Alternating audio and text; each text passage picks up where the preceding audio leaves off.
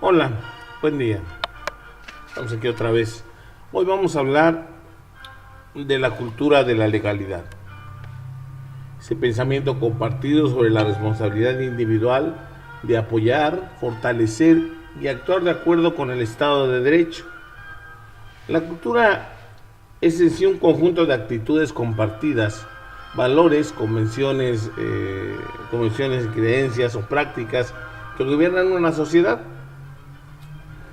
Al hablar de una cultura de la legalidad, estamos hablando de que existe cuando la mayoría de las personas apoyan activamente al Estado de Derecho, basados en una convivencia democrática donde se garantizan sus derechos. Muchos hablamos de derechos, bueno, ya sabemos que esos están consagrados en la Constitución, nuestras garantías individuales, tenemos obligaciones, tenemos derechos, todos hay que cumplirlos. Existen 4 componentes que definen una cultura de legalidad. El primero, se espera que la mayoría de las personas comprendan las leyes y sus derechos individuales. Las personas suelen conocer un pequeño porcentaje de las leyes. No obstante, desconocerlas no es una excusa aceptable. Además, existen vías formales e informales para que la población aprenda sobre las leyes y sus derechos.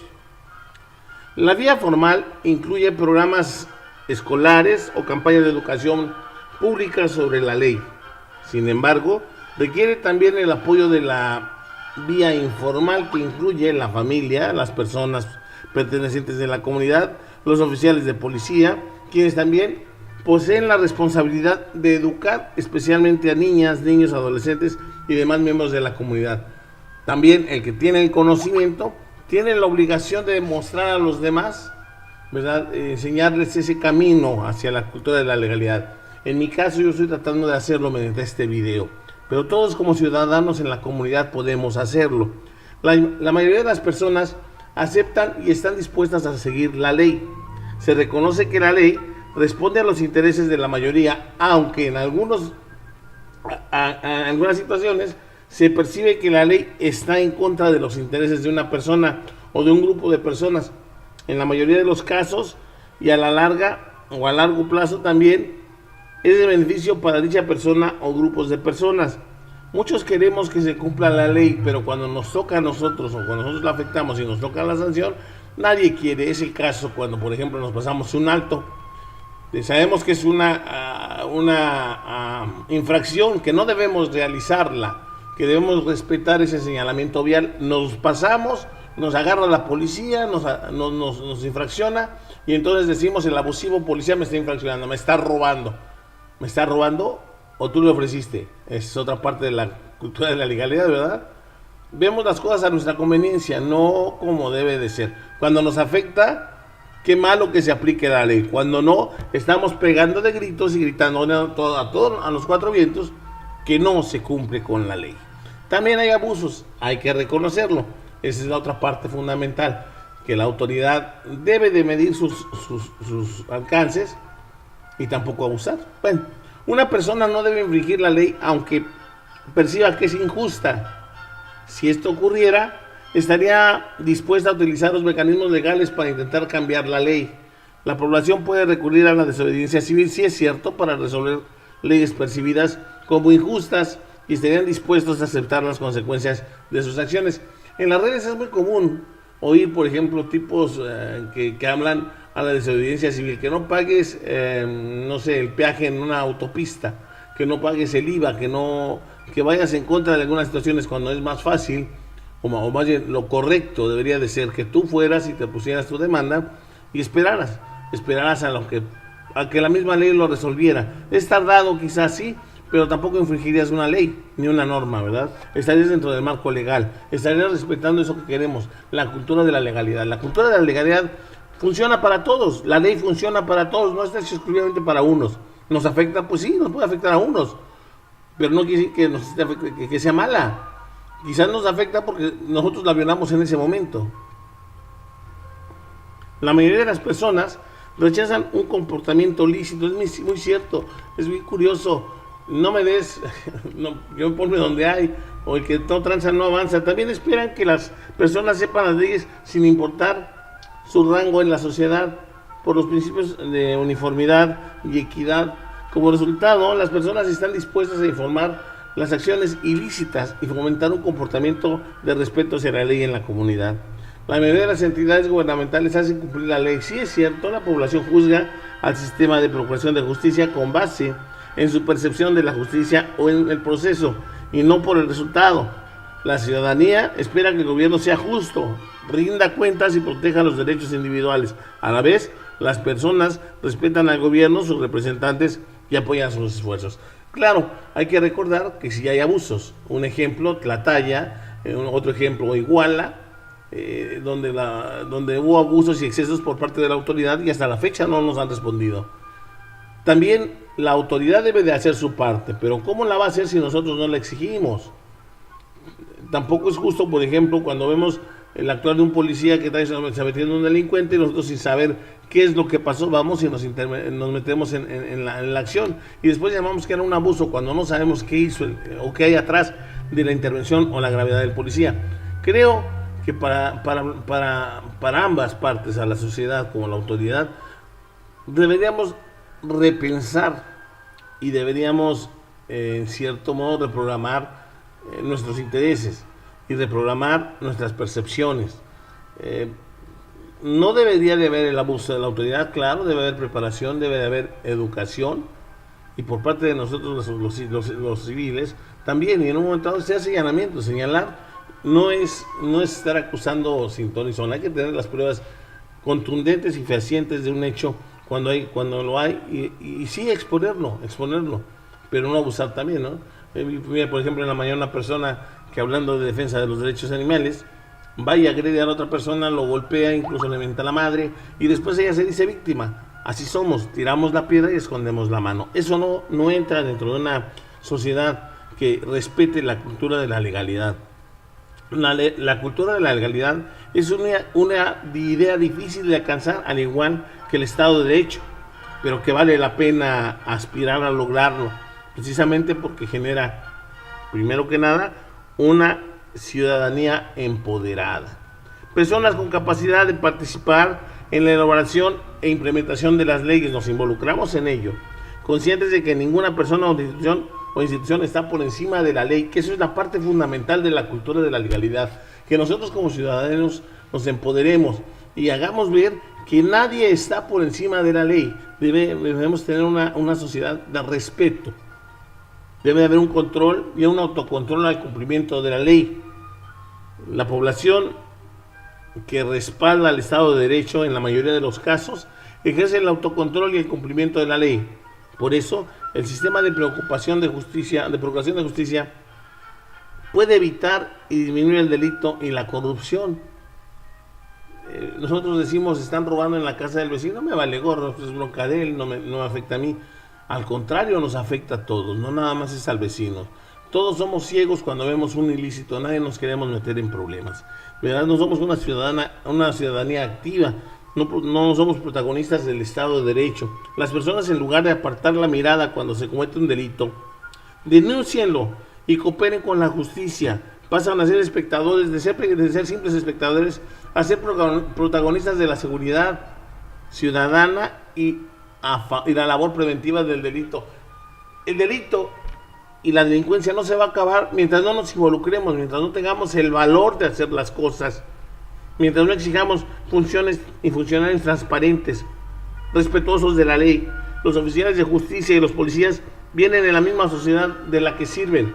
Debemos señalar errores, pero también apoyarles. Cuando vemos un delincuente, pues hay que señalarlo, tener ese valor cívico. Debemos ser una ciudadanía activa, debemos ser protagonistas del Estado de Derecho. Pero ¿qué hacemos? Es al contrario, guardamos silencio y somos cómplices del crimen, cómplices de la anarquía, cómplices de la violencia. La ciudad no se va a limpiar sola, necesita que reaccionemos, ¿verdad? Reacciones ante leyes consideradas como injustas. Es cierto, existen. Es de vital importancia conservar y fomentar una cultura de legalidad en la manera de reaccionar cuando una ley o los mecanismos usados para aplicarla aparenten ser injustos. ¿Qué ocurriría con el Estado de Derecho si se decide desobedecer las leyes que consideramos injustas? ¿No estaría la ley comprometida si la persona obedece solo la ley que considera justa? La sociedad colapsaría si no se cumplen las leyes, aunque sean imperfectas, aunque estas sean imperfectas. Caeríamos en un estado de anarquía. ¿Qué se debe de hacer cuando una ley es injusta? Bueno, las leyes no siempre son perfectas, pero se debe trabajar dentro del sistema para cambiarla. Se deben unir fuerzas para lograr lo que los representantes de una sociedad democrática tengan que hacer para modificar esa ley. Tenemos nuestros representantes, para eso están los senadores, para eso están los diputados, para escuchar nuestras propuestas. ¿No me parece justa la ley? ¿Por qué no me parece? ¿Por qué la considero injusta? Bueno, pues voy y lo expongo y vamos a trabajar juntos, vamos a obligar a nuestro representante a que haga algo para cambiar o modificar esa ley, si es que realmente es injusta. No tampoco es aceptar lo que nos dicen, que esa es la ley y se acabó. No, tenemos voz y opinión. La gran cantidad de opciones disponibles se encuentran dentro del marco del Estado de Derecho para influencia de la opinión pública, incluyen manifestaciones pacíficas, peticiones, cartas, intervención de medios de comunicación, postulación como candidatos para un puesto público. Ya no lo podemos hacer. Podemos acudir a las urnas y postularnos en un momento dado como ciudadanos, como sin necesidad de un partido político, ¿verdad?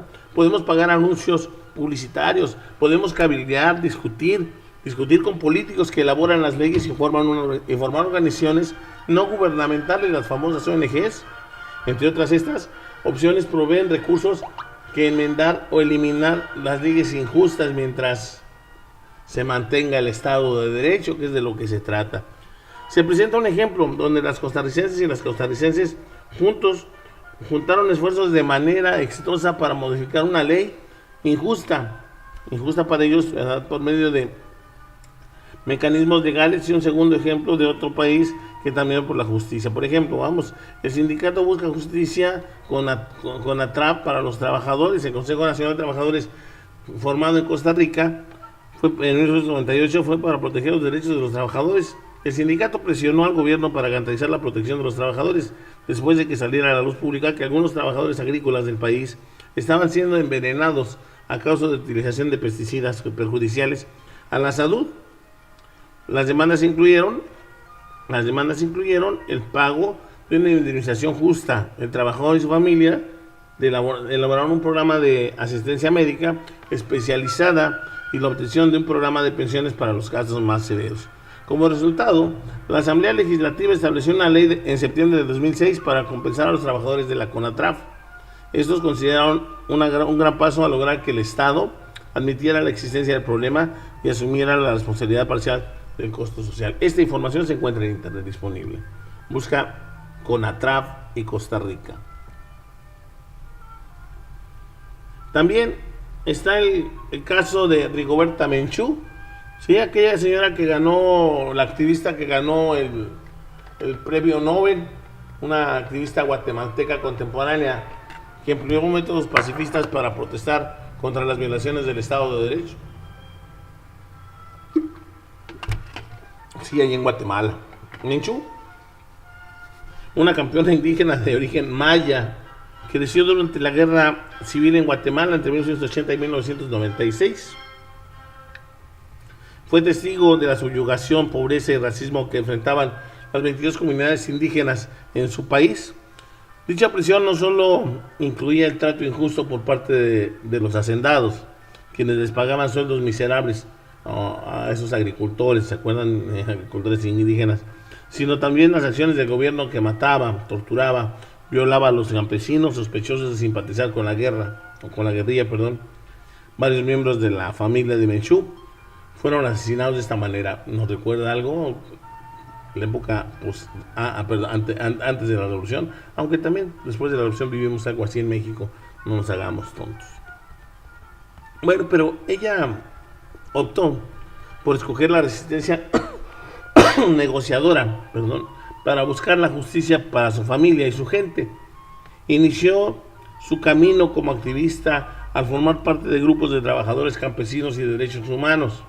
Aprendió español, otras lenguas indígenas, para poder educar a la comunidad indígena sobre la forma de cómo defenderse.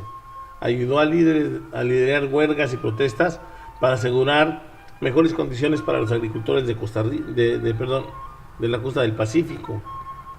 Luego de participar en actividades de resistencia durante varios años, Menchú fue exiliada de Guatemala por un periodo de 12 años. La corrieron de su país por protestar, pero ella continuó la lucha por su pueblo, pero ya ahora esta vez a escala internacional desde el extranjero.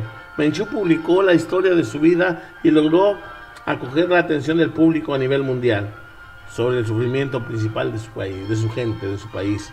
En 1992 fue nombrada Premio Nobel de la Paz a los 33 años de edad. La Fundación Rigoberta Menchú trabaja en la actualidad para fomentar la democracia, los derechos sociales, la paz y la resolución de conflictos en todos los países.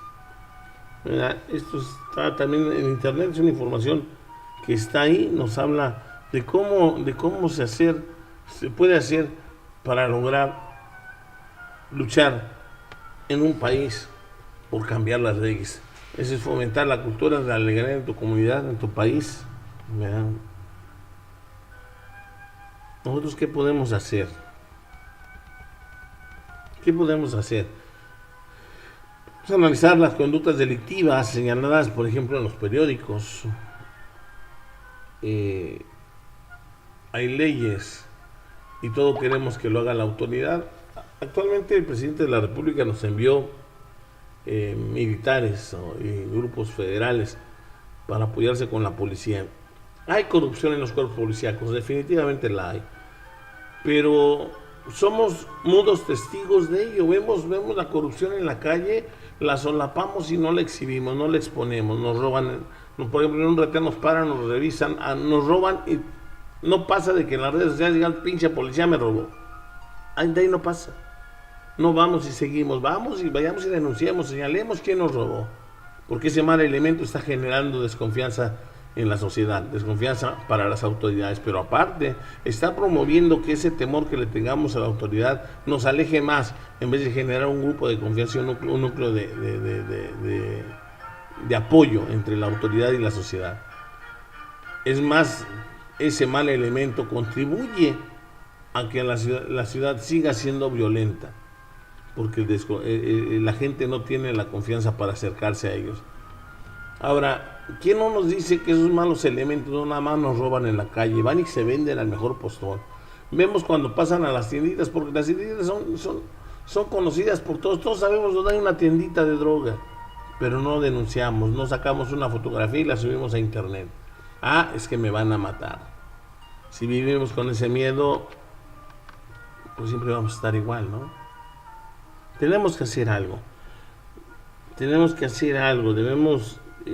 buscar la manera, uniéndonos en sociedad, platicando con mi vecino, tratar de unirnos en la cuadra, en la calle, rehabilitar a nuestros jóvenes, tratar y modificar esos patrones de comportamiento negativo que no obedezcan las leyes o las normas legales. Debemos invitar a todos ellos para que se unan, pero debemos motivarles, debemos conocer la ley, debemos hacer, no sé, grupos vecinales que en un momento dado vayamos y exijamos en conjunto. El malandro, cuando ve un montón de gente, no cree que va a tener valor, él se va a abrir al ver que estamos unidos. Ellos viven porque estamos desunidos por el temor, abusan del miedo, son como los animales, huelen el miedo. Debemos promover la participación activa de grupos y solicitar que mencionen cada uno de los problemas que vemos, anotarlos y denunciarlos a la autoridad y exigirle a la autoridad que cumpla, ¿verdad? Exigirle a la unidad que cumpla con su función. Nunca vemos a un oficial de policía en la calle patrullando, más que cuando está robando. Bueno, pues también denunciemos cuando está robando, ¿no cree? Es importante entender que la cultura de la legalidad no va a llegar si nosotros no hacemos nada. Como mencioné al principio, la cultura de la legalidad nace en el entendido de nace en el entendido de que es el pensamiento compartido sobre la responsabilidad individual de apoyar, fortalecer, actuar de acuerdo con el Estado de Derecho. La cultura de la legalidad es el conjunto de actitudes compartidas, valores convencionales, convenciones, creencias y prácticas que gobiernan a la sociedad. La cultura de la legalidad existe cuando la mayoría de las personas apoyan activamente al Estado de Derecho. ¿Tú quieres hacerlo? Apoya el Estado de Derecho. Cambiemos. Están cambiando. Hagamos el cambio. Buen día.